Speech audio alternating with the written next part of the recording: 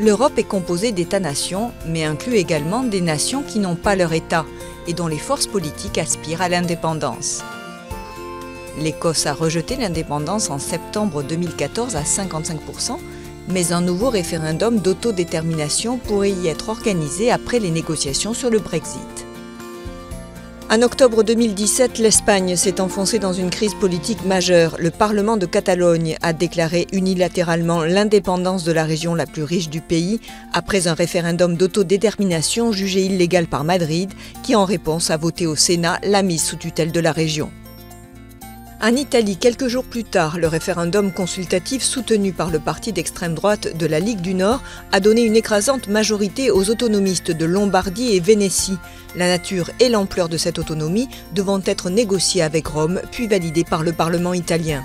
La Corse est la seule collectivité en France à disposer d'un statut particulier. Malgré cette autonomie, des partis nationalistes arrivés en tête des élections régionales en décembre 2015 aspirent à l'indépendance totale. Dans le Pacifique Sud, l'archipel français de la Nouvelle-Calédonie doit organiser au plus tard en novembre 2018 un référendum d'autodétermination.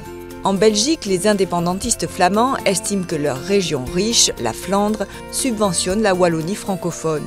Ils demandent le remplacement de l'État fédéral belge par une confédération, un premier pas vers une indépendance.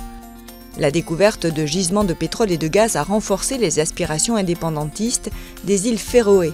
Ce territoire de 18 îles bénéficie d'un statut d'autonomie interne par rapport au Danemark.